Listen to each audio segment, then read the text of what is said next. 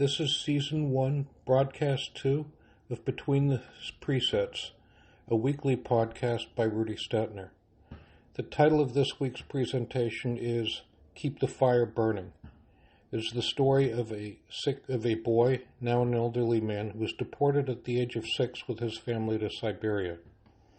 The end of this week, June 17th, is the 70th anniversary of a series of workers' revolts and demonstrations that started in Berlin on June 16, 1953, and spread in the following days to cities across communist East Germany.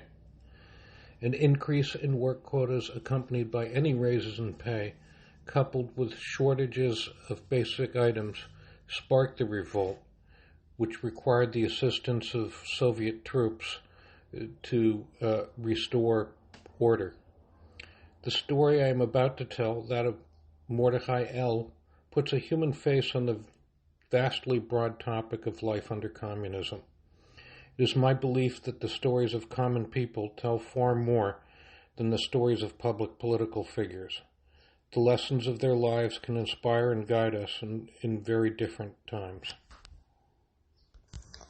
In August of 1939, the Soviet Union, under Joseph Stalin, and Nazi Germany, under Hitler, signed a treaty of friendship and non-aggression, in which they agreed, among other things, to divide Poland between them. On September 1st, 1939, Nazi Germany invaded and occupied their sector of Poland, during which time the Soviet Union took its portion of Poland. This critical event put countless Jews to flight, many of them to Soviet-occupied Poland, where danger and hardship were a better bet than the deportation, enslavement, and death that was the lot of Jews living under German occupation. The 6-year-old Mordechai and his family were among countless people who fled to Soviet Poland. They were fortunate to have been allowed to cross the border.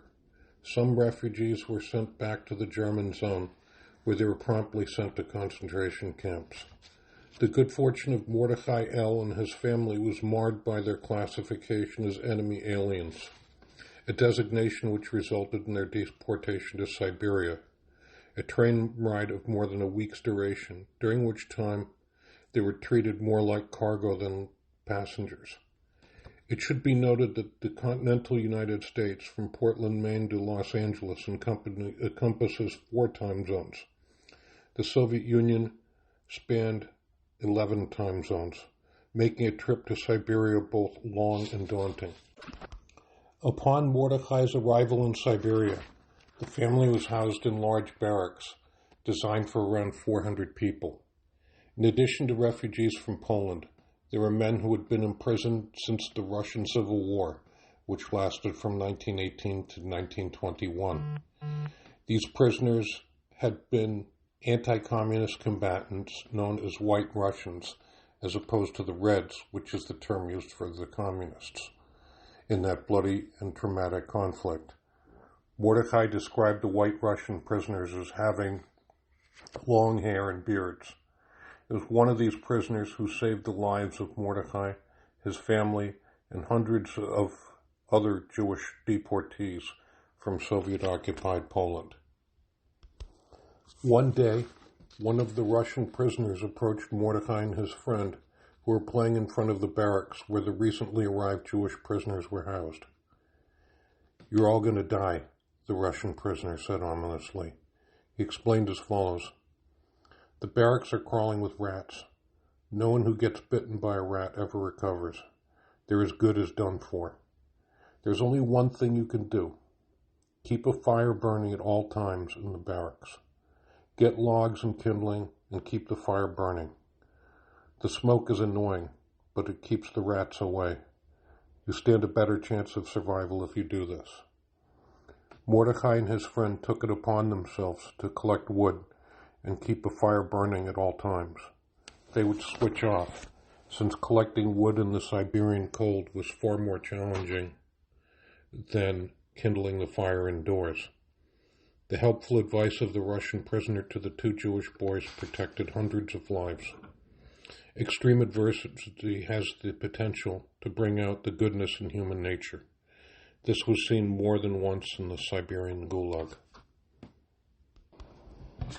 It was during one of these trips in the woods, collecting firewood, that Mordechai met a friend of his father's from yeshiva days back in Poland. Somehow the man had managed to smuggle a prayer book and a third volume of a set of the 5 books of Moses. Pieces of books, even a handful of pages, were priceless in an environment where practicing one's religion was a crime against the state. In such trying times, any chapters or verses from the Tanakh, the Jewish Bible, or the Talmud were treasures that could not be destroyed. Once committed to memory, that which has been put to memory is beyond the reach of human hands. It is during times such as during Soviet incarceration that one realizes this. Despite teetering at the edge of starvation, food for the soul remained critically important to the Jewish prisoners, who sought to maintain their dignity as human beings created in the image of God. Living conditions got better in some ways in 1941 after Nazi Germany attacked the Soviet Union. Mordechai, his family, and others in their situation were transported to Uzbekistan, where the climate was much milder, and the level of hunger was that of regular Soviet citizens rather than that of prisoners of the Soviet state. The Yiddish-speaking new arrivals to Tashkent, the capital of Uzbekistan, found Jews who spoke not Yiddish, but a language related to Persian.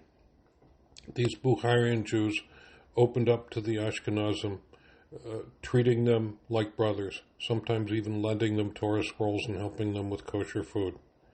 Despite a cultural and language gap, the underlying commonality between Polish Jews and the Bukharian Jews was a light in a dark time. It was not only Jews who were pressured into abandoning their faith. Christians and Muslims, too, were urged to embrace the communist worldview. In Uzbekistan, communism had not so thoroughly permeated the collective outlook as it did further north in Russia, Ukraine, Belarus, and other more European republics in the USSR. A friend of mine told me a story about his father, who was secretly Sabbath observant. He would go to work by foot on Shabbat, say prayers and psalms from memory, but do no actual forbidden work. He was able to do this with the cooperation of religious Muslim co-workers who covered for him during the Jewish Sabbath and holidays. Mordechai was able to come to America, where he is deeply grateful for the freedom he had to learn and pray according to his traditions. In addition, he maintained a profound gratitude for being able to do well in business. From supporting charitable causes to leading classes in the study of Jewish texts, Mordechai always seemed to treat his good fortune in coming to America as a freshly bestowed gift. Part of the value of listening to stories from people's lives is that it changes how I view not only them but the world. I cannot listen to Mordechai L. without seeing the wonder of a new immigrant about the possibilities that exist in America.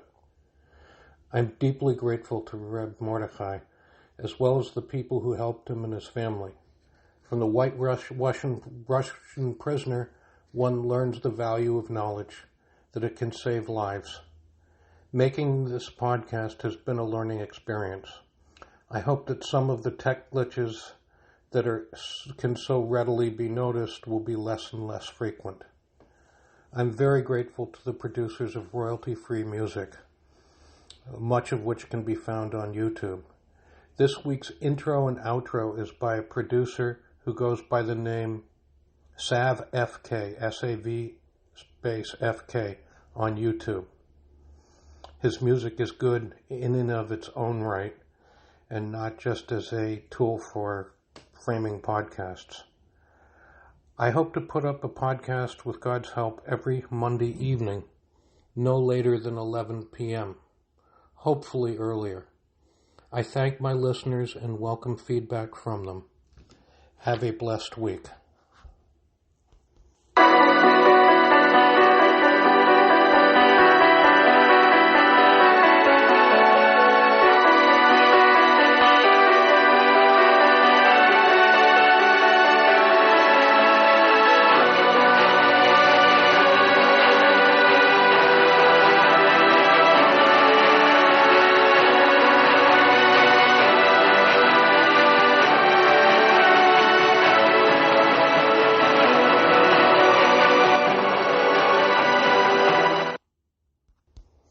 almost forgot to mention that the name of this composition by Sav F.K. is The Traveling Symphony. Again, I thank him and I thank my listeners.